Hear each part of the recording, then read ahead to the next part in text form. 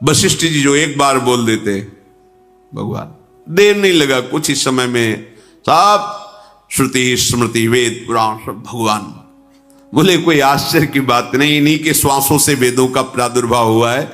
ये वशिष्ठ जी के सामने जो बैठकर पढ़ रहे, ये बड़ा आश्चर्य की बात है, इन्हीं से वेदों का प्रादुर्भाव। जाकी सहज श्वास और श्रुतिचारी, जिनकी श्वासों से वेदों का प्रादुर्भाव हुआ है।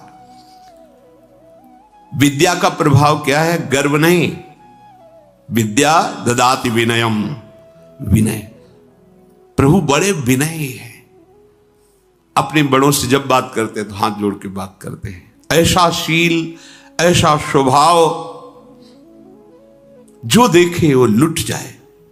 कितना सुख है, ये नहीं कि था है। आप चित्त जोड़ के देखो, वो था वाली भौतिक लीलाएं थोड़ी है, ये सच्चिदानंद लीला आप भी हो रही, इसी क्षण हो रही है। यही है प्रिया प्रीतम, चित्त जोड़ के तो देखो। इधर क्या है, जब इधर मुख कियो तो कैसे समझ में आएगा? इधर पीठ करो, इधर देखो तो क्या है, समझ में आ जाएगा। जगत से विमुख हो, प्रभु के सन्मुख हो। ये नित्य है, सच्चिदानंद है, जिसे तुम सत्य मान रहे हो सामने। ये ना था, ना है, ना रहेगा, केवल भास रहा है। कौशलपुर के समस्त नर नारी अपना सौभाग्य मना रहे, सबको प्राणों से भी अधिक प्रभु लग रहे प्रिय। भगवान का जो दिनचर्या है, प्रातः का काल सबसे पहले उठ करके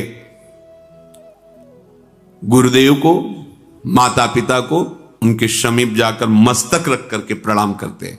प्रातः काल उठ के रघुनाथा, मात पिता गुरु ना वही माथा, आयुष मांग करहि पुर काजा, देख चरित हर्षय मन राजा। आज के बालक हैं, कोई भी बिना माता पिता गुरुजनों के आशीर्वाद के उन्नति को कैसे प्राप्त होता है?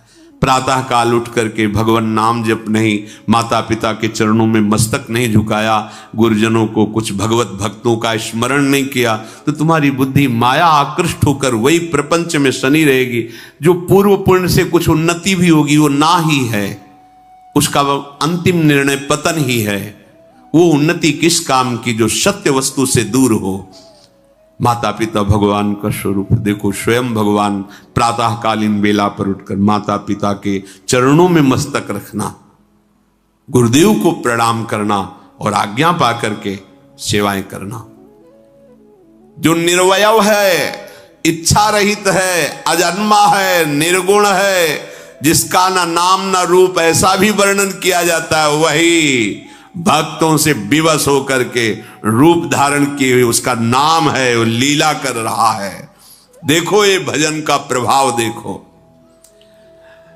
अब आनंद मगन होकर अवधपुरवासी और दशरथ जी, इतने में सूचना मिली, महान तपस्वी ब्रह्मत्व पद को प्राप्त हुए महामुनि विश्वामित्र जी अवध नगरी में प्रवेश कर रहे हैं।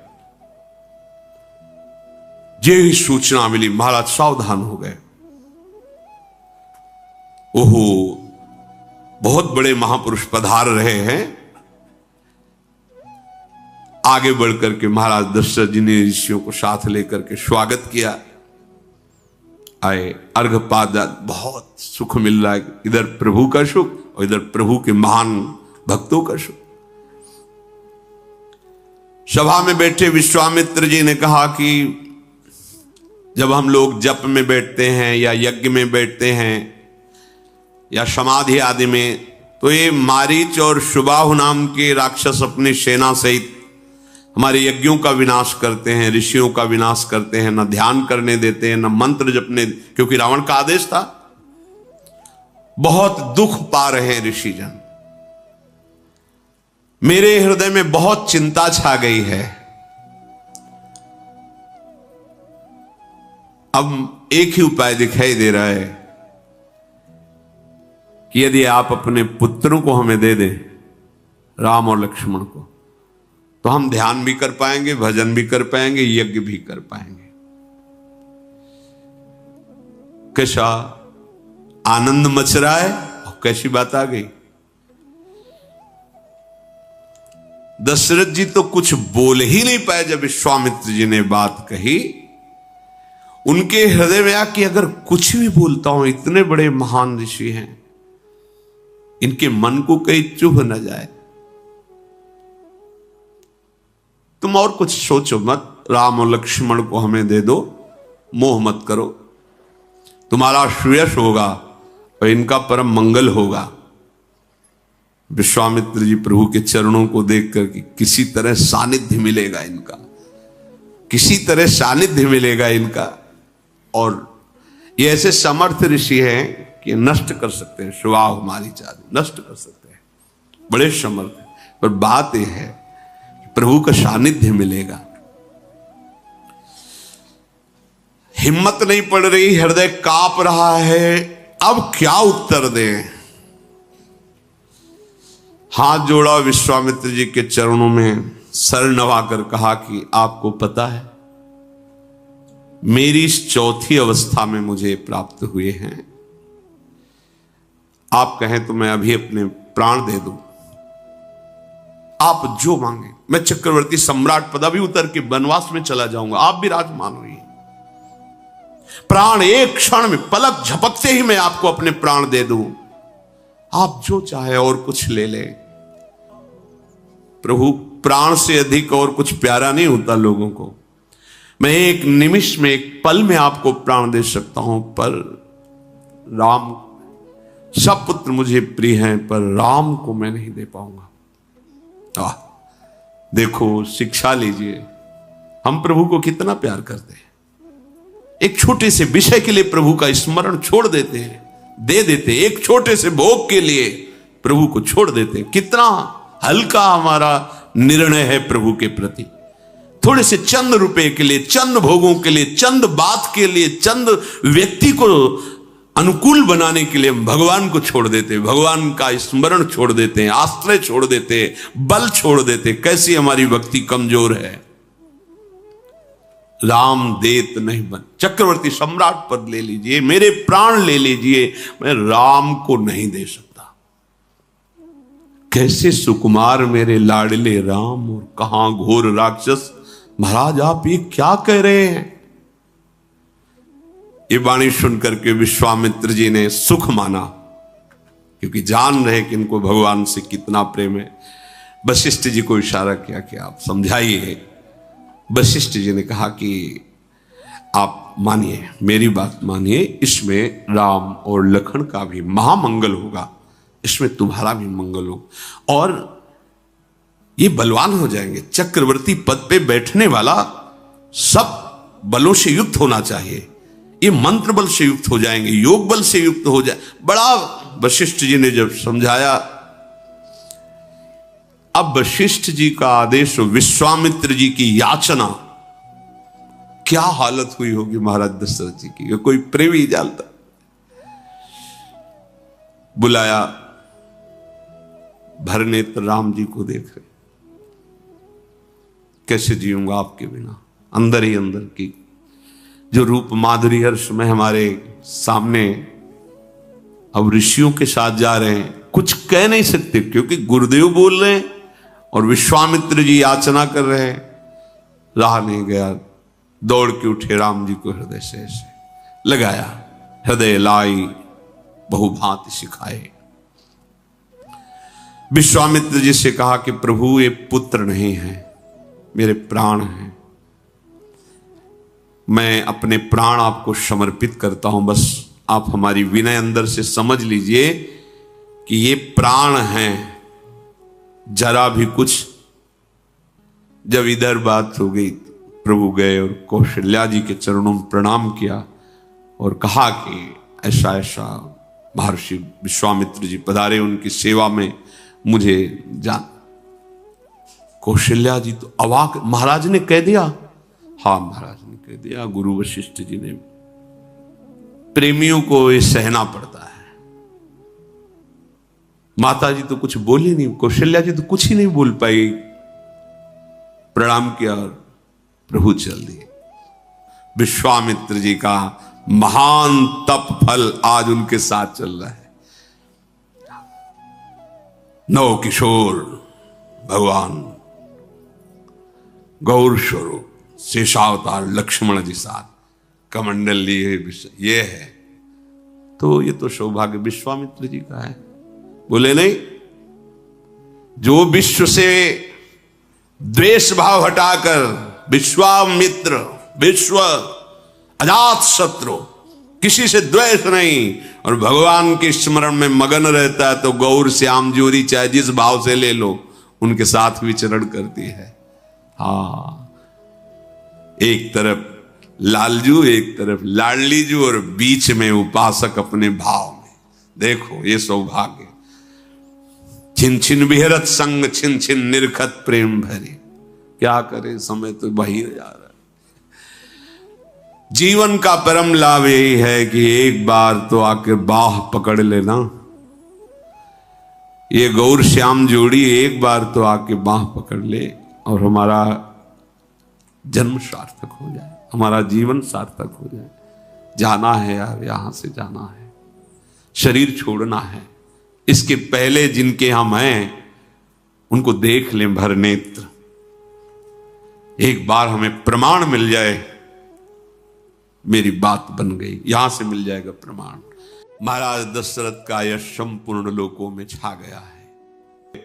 राम जी वनवास गए, भारी भारी विकलता, भारी दुख, इससे बड़ा दुख क्या।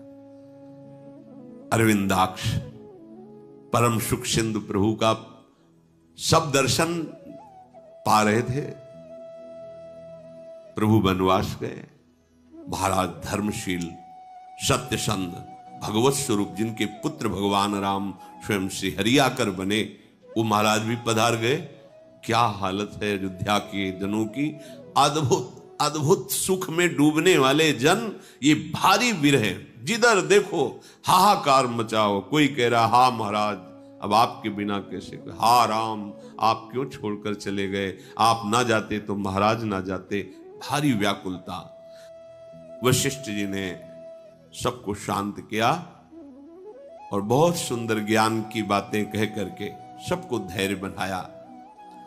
वशिष्ठ जी ने कुछ दिव्य औषधियां नाव में और तेल, उसमें महाराज के जो शरीर को विराजमान किया और शीघ्रगामी अश्व से चलने वाले दूतों को कहा, दौड़ करके जाओ और भरत जी जो ननिहाल में है मामा के यहां, उनको तुरंत सूचना दो कि गुरुजी ने तुरंत बुलाया। बस ये नहीं बताना, कोई घटना नहीं बतानी, केवल इतना कि गुरु वशिष्ठ जी ने तुम्हें तुरंत बुलाया है।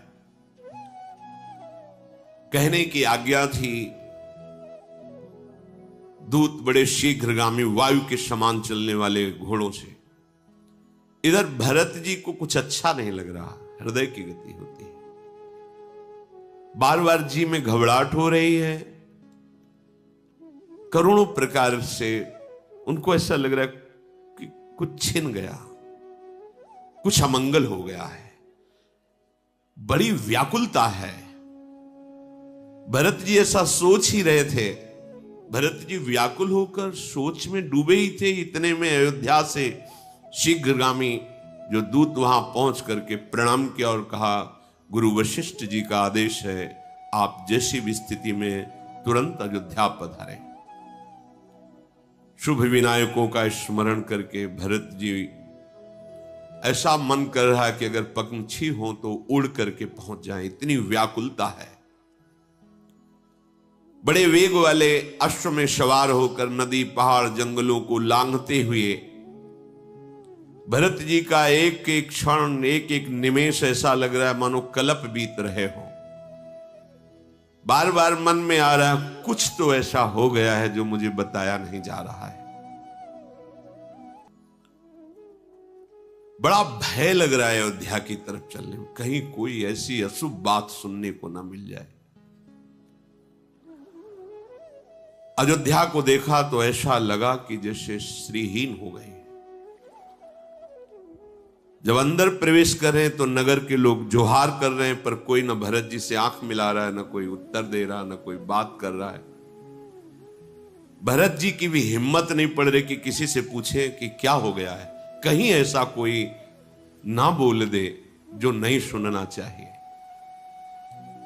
भरत जी अंदर प्रवेश कर रहे हैं तो ऐसा लग रहा है कि जैसे जंगल में दावाग्नि लग गई हो, सब पक्षी व्याकुल हो, जिधर देखते सबके आंखों में आंसू, सब उदास। एकमात्र कैकेयी मुस्कुराती हुई आरती की थाल सजा करके आगे आई। भरत जी को इसी में शंका हो गई। संपूर्ण अयोध्या अश्रु से युक्त और उदासीन, और माता मुस्कुरा रही, आरती लेके आ रही। भरत जी को ऐसा लगा कि मानो मेरा सर्वनाश इसी आरती में छुपा हुआ है। ये मंगल आरती नहीं है, ये महान शोक की आरती, क्योंकि पूरी अयोध्या शोकित और मां हर्षित। कोई न कोई कैकेयी नजदीक आई और कहा, बेटा तुम उदास क्यों हो रहे हो? मेरे नैहर में कुछ बिगड़ तो नहीं गया है? यहां महाराज पधारे पड़े हैं। बड़ी विचित्र लीला भगवान की है। जैसे जहरीले सांप में मणि विराजमान हो, तो मणि सांप के जहर का नाश करती है, मणि पर जहर का कोई प्रभाव नहीं होता। ऐसा ही कुछ है। भरत जैसी प्रेम मणि कह रही, मेरे नैहर में क्या कुछ अमंगल हो गया क्या जो तुम उदास हो? भरत जी को लगा चलो यहां तो सब कुशल है, क्योंकि अगर यहां कुशल होता तो मां पहले बताती कि उदास मत हो, ऐसा होना था, हो गया। लेकिन उधर का पक्ष पूछा, मतलब इधर सब ठीक है। तो थोड़ा साहस भरत जी के हृदय में आया और कहा, उधर सब कुशल है, सब स्वस्थ हैं, सब मंगल है। पर मां क्या यहां कुछ अमंगल हो गया है क्या? महाराज श्री कहां है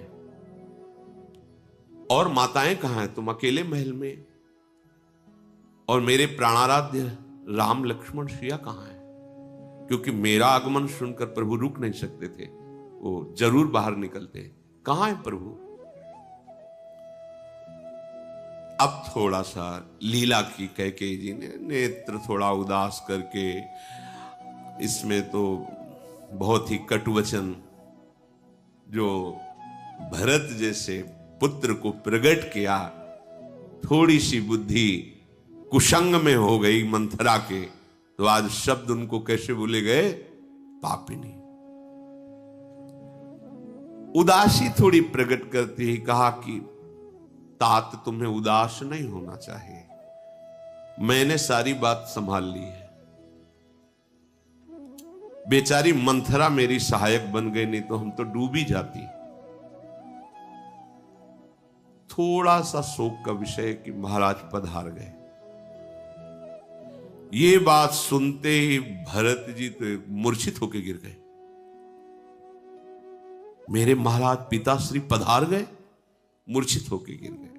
बहुत व्याकुलता और बार बार हा पिताश्री, ऐसा क्या हुआ कि चलते समय मैं आपको देख नहीं पाया?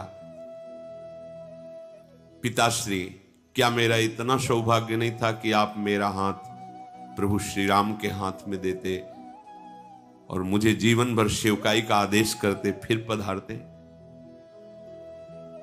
धैर्य धारण किया, संभल कर बोले, कारण तो बताइए माता, पिताजी के पधारने का कारण क्या? क्योंकि जब हम यहां से गए थे पिताजी पूर्ण स्वस्थ और प्रसन्न थे, पधारने का कारण क्या? जैसे कोई चाकू मार के फिर उसमें नमक भर दे और वो पीड़ा हो, ऐसे बचन कैकेयी जी बोली कि सुबह राम का राज्याभिषेक था, मेरे को 2 वरदान मांगने को महाराज ने कहा था, मैंने अवसर देखकर मांग लिया। एक में आपको राज तिलक और दूसरे में राम को 14 वर्ष का वनवास। जो ही ये शब्द सुना, भरत जी को महाराज का जो शोक हुआ था पधारने का, बिल्कुल दूर हो गया। महाराज ने वचन दे दिए आपको, महाराज ने वचन दे दिए, मेरे प्राणाराध्य राम को 14 वर्ष का वनवास।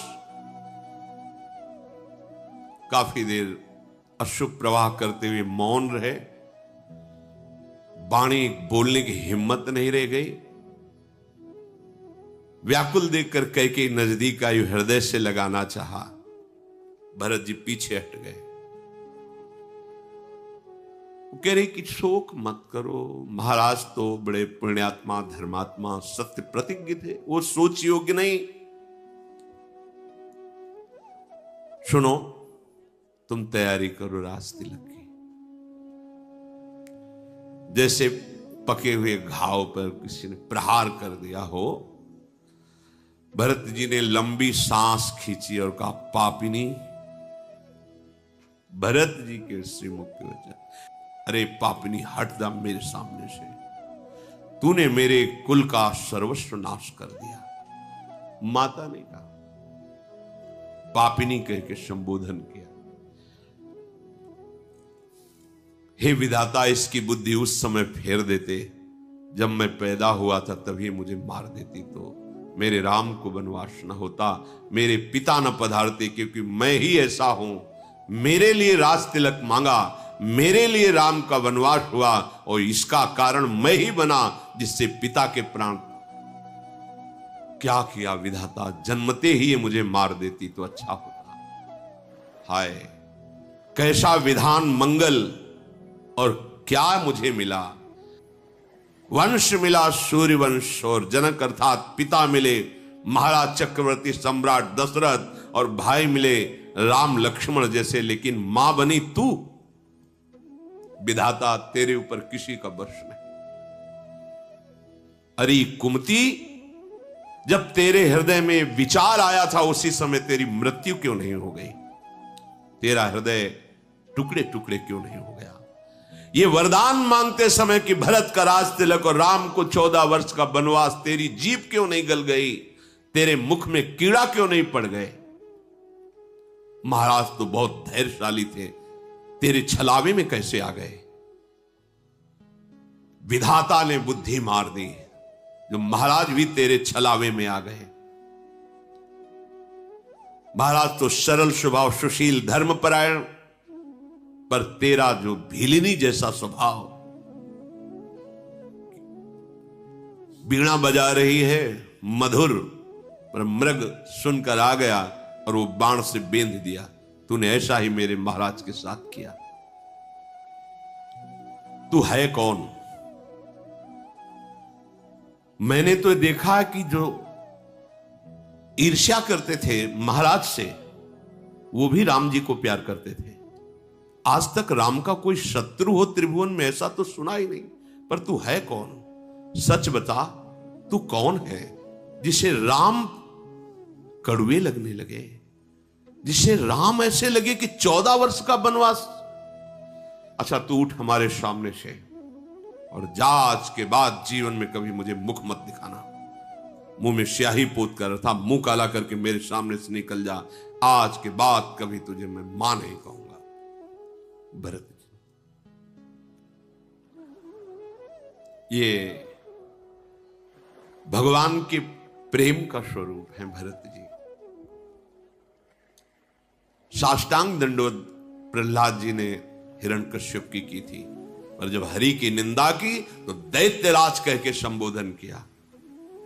भरत जैसे परम पवित्र प्रेम स्वरूप कुमति पापिनी, तेरी जबान नहीं गल गई? तू उस समय मर नहीं गई जब तू राम को वनवास मांग? आज के बाद कभी आंख भर कर तुझे देखूंगा नहीं और कभी मां नहीं कहूंगा। क्यों? ये मेरा ही दुर्भाग्य है। विधाता ने मुझे राम विरोधी उदर से प्रकट किया। क्या कहूं? अब तो जगत में सब मुझे राम विरोधी ही कहेंगे। मैं तुम्हें व्यर्थ में कह रहा हूं, मैं ही पापी हूं, मैं ही नीच हूं। शत्रुघ्न जी तो आग बबूले हो रहे हैं, पर उनका कुछ वश नहीं चल रहा। इसी समय देखा खूब आभूषण, बढ़िया बढ़िया वस्त्र पहनकर मंथरा सज के।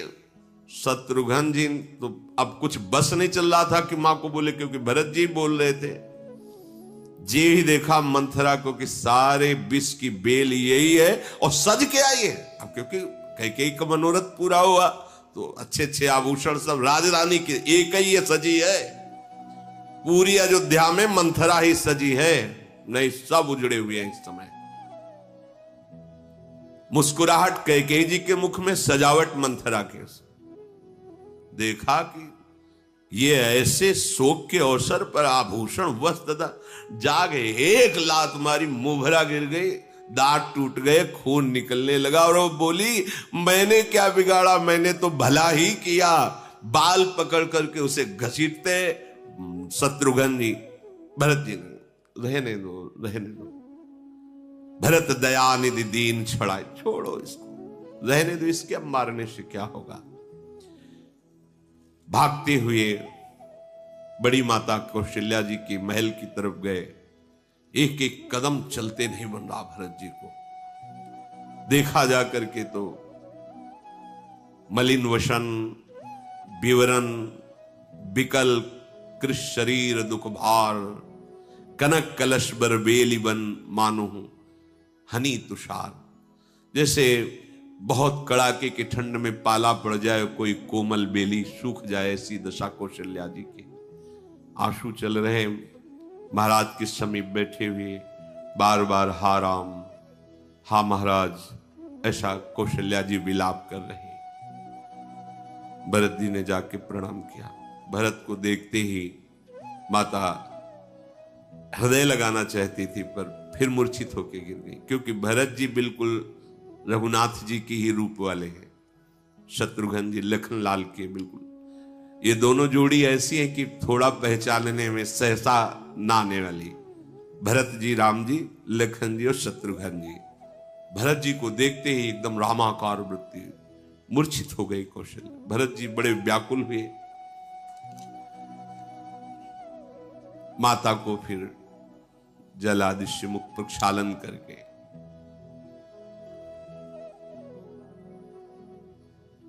कौशल्या जी, अब वही जानता है जिसका हृदय उस प्रेम से युक्त हो।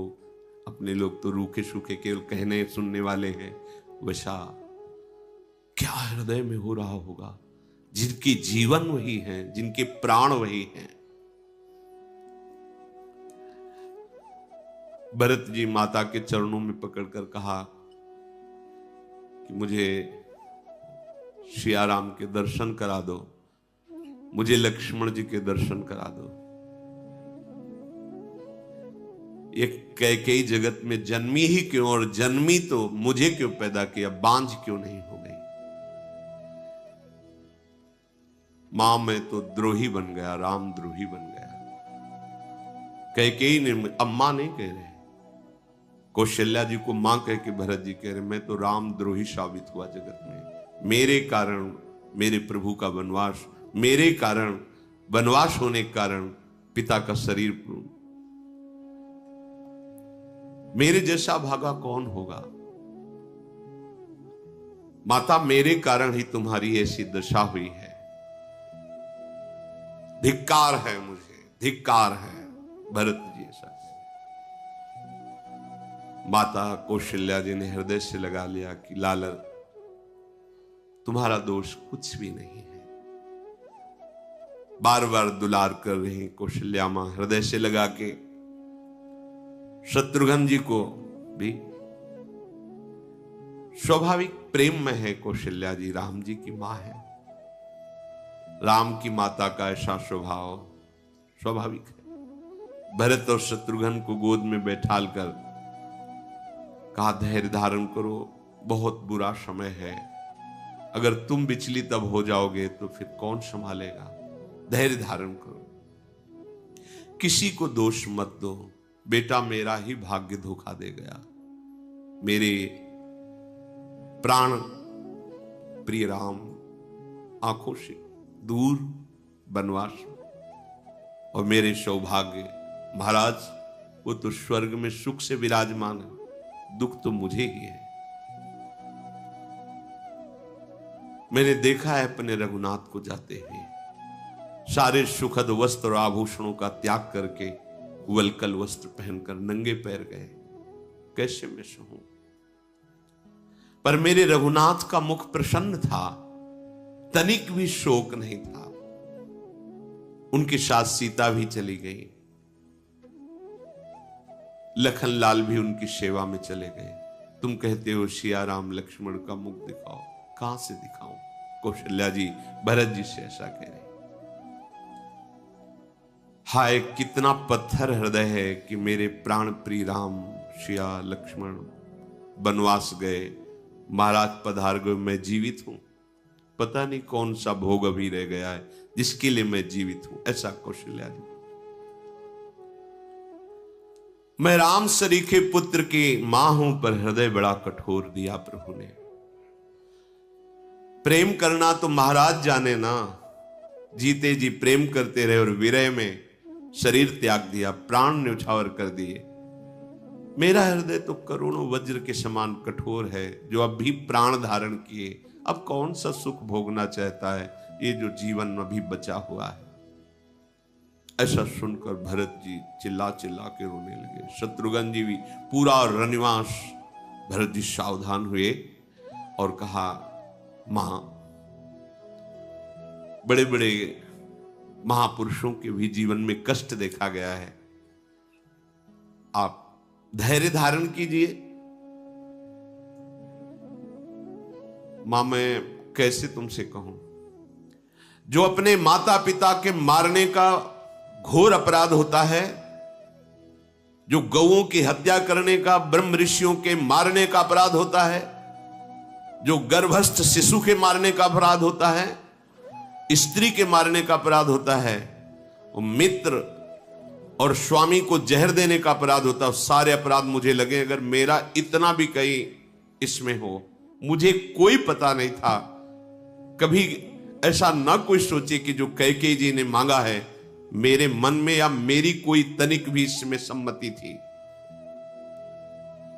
कर्म वचन मन से जितने होने वाले पाप, महापाप, उपपाप, अगर थोड़ा भी मेरा मत या थोड़ी भी जानकारी मुझे हो तो सारे पाप मुझे लगे।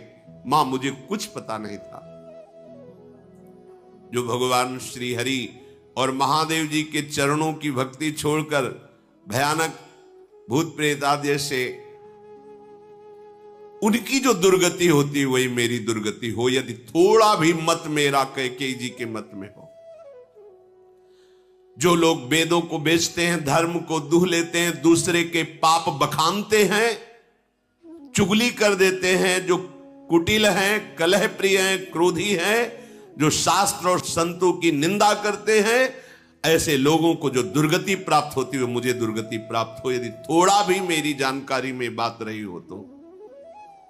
जो कभी सत्संग में नहीं बैठे, जिन्होंने कभी संतों का संग नहीं किया, जो अध्यात्म मार्ग से विमुख हैं, जो मनुष्य शरीर पाकर नाम जप नहीं किया, जिनको हरि हर भगवान श्री हरि और महादेव का सुयस नहीं सुहाता, वाम मार्ग में अर्थात निंदनीय मार्ग का अनुसरण करते, उनकी जो दुर्गति होती है, माता मेरी वही दुर्गति हो, यदि मेरा थोड़ा भी कहीं मत हो।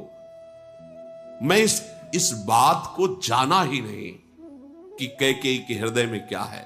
भगवान शंकर साक्षी हैं, अगर थोड़ा भी मत हो तो सारे पाप, उपपाप, महापाप से जो दुर्गति होती वो मेरी हो। कौशल्या जी ने दुलार करके कहा, बेटा तुम ऐसे वचन क्यों बोलते हो? मुझे पता है श्री राम तुम्हारे प्राणों से प्यारे हैं, श्री राम तुम्हारे प्राणों से भी बढ़कर प्रिय हैं, और तुम रघुनाथ को प्राणों से अधिक प्यारे हो। चंद्रमा भले विष चुआने लगे, शीतलता भले आग बरसाने लगे, जलचर जीव भले जल से बिलग रहकर जी ले, पर तुम ऐसा नहीं कर सकते। राम विरोधी भाव तुम्हारे अंदर नहीं आ सकता। ज्ञान होने पर भले मोह न छूटे, तुम कभी प्रभु के प्रतिकूल नहीं चल सकते, राम के प्रतिकूल नहीं चल सकते। अगर कोई सृष्टि में कहे कि भरत की सम्मति है, तो मैं कहती हूं उसे कभी शुभ गति प्राप्त ना हो, दुर्गति को प्राप्त हो। कौशल्या जी कह रहे। कौशल्या जी ने हृदय से लगाकर दुलार, भरत तुम ऐसा मत सोचो। माता अपने प्रेमाश्रुओं से भरत को भिंगो रहे। उसी समय भगवान वशिष्ठ, वामदेव आदि बड़े बड़े ऋषि, मंत्रीजन सब एकत्रित हुए और भरत जी से कहा, तात हृदय धीरज धरो, करो जो अवसर आज।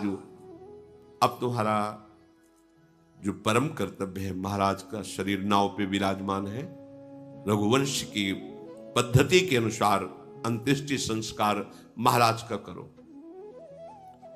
इनके देह को सुंदर दिव्य नदियों के जल से स्नान कराओ। सुंदर विमान सजाया गया।